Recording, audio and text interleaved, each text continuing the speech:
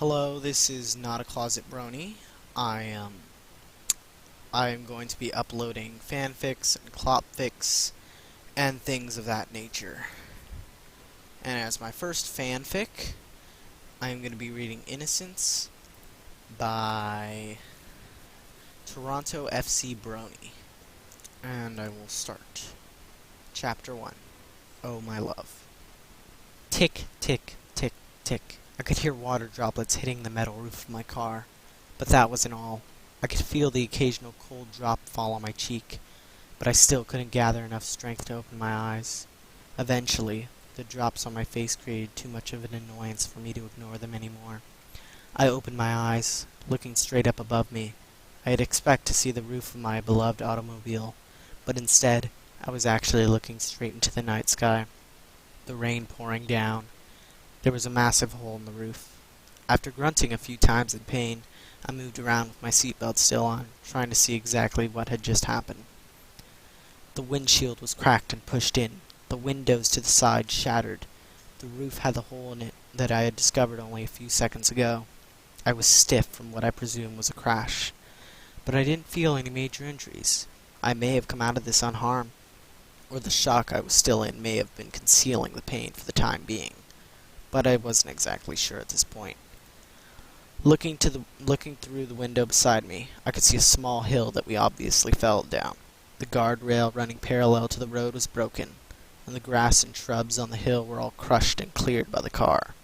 It was apparent to me that due to the damage to both the car and the ground, that we had actually rolled multiple times. I had no idea where we were, but what I could remember was driving on the highway between Ponyville and Canterlot, while arguing with my filly friend Octavia. Wait a minute, Octavia! Oh, sweet Celestia. I had totally forgotten that she was even with me at this point. I was just too concerned with what had just happened to see if she had been uninjured by the accident. I looked over to my right. The gray earth pony, the love of my life, was still in her seat, thankfully. Things did not look good, though. She obviously had some major injuries. Her chest and head were bruised badly, but thankfully, she was still wearing her seatbelt at the time of the crash. If she hadn't been wearing her belt, things could have been a lot worse. I quickly unbuckled myself, reaching over to her to make sure my beloved mare was still okay. I gave her a few shakes with my hoof to try and make her open her eyes. Since that didn't do the trick, I said very quietly, "Sweetheart, please speak to me. Tell me you're okay." There was no response. She just sat there in her injured position, motionless. I yelled out, "Octavia, please speak to me." Still no response.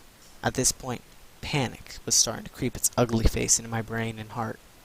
I could feel my heart pounding faster than it ever had before. I needed to do something, but I didn't know what could be done. I ran outside quickly.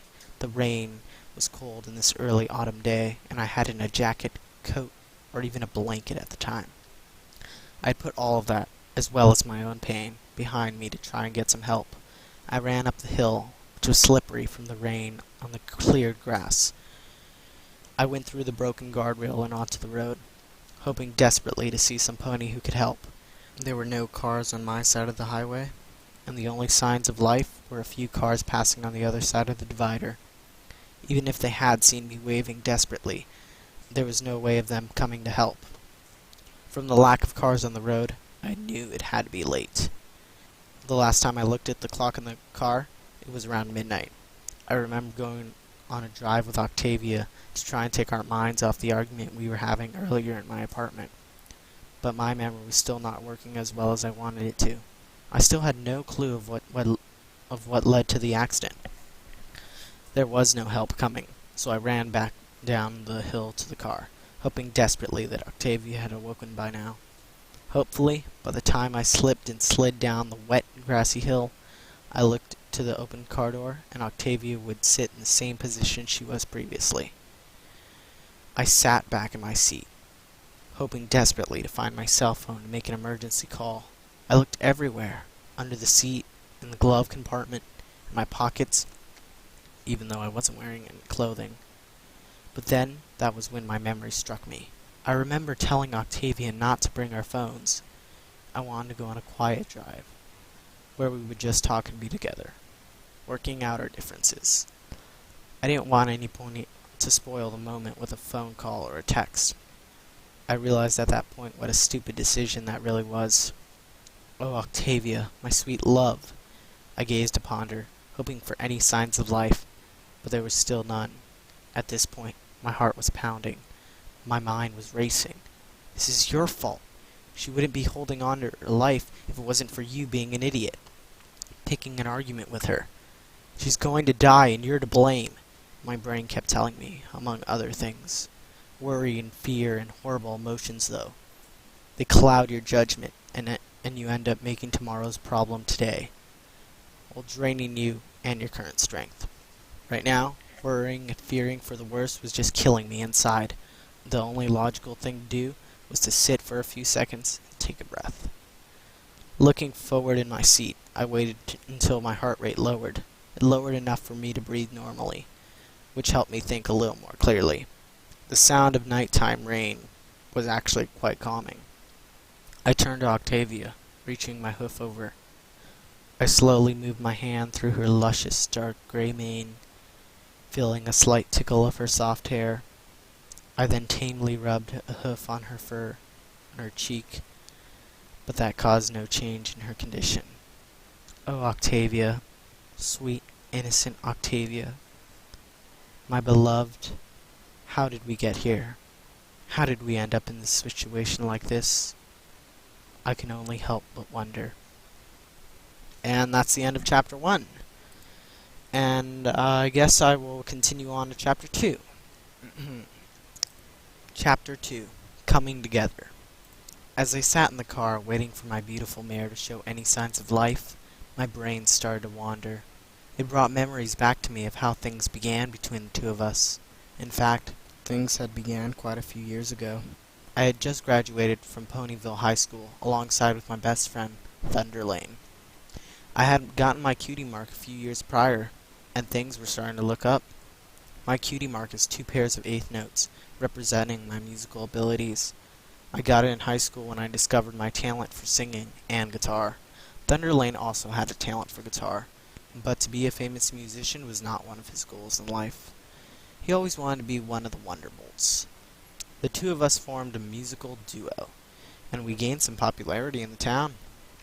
But we were still nameless, and had only a few songs in the alternate rock genre. We realized quickly that we were going nowhere if we didn't find a drummer, as well as some pony who could play along with us, specifically on bass guitar or keyboard. However, they didn't come until after our first show. We played our first show at the Hub, a bar in Ponyville. In front of hundreds of ponies, it was just me and Thunder Lane, but we jammed well together, and got some of our fellow Ponyvillians to help us start a loud round of applause at the end. After the show, when we were putting our instruments away, we were approached by Time Turner and Pine Breeze. We were previously acquainted with these two stallions, being from the same town and around the same age, but we were never really close. However, they were interested in joining our band. Time Turner, who was an aspiring doctor in Ponyville, played drums, and Pine Breeze, a landscaper, played both bass guitar and keyboard. They were the exact kind of ponies we were looking for, and thus the Stallions Band was born. We went on a small tour in a few towns around Equestria upon the release of our first album.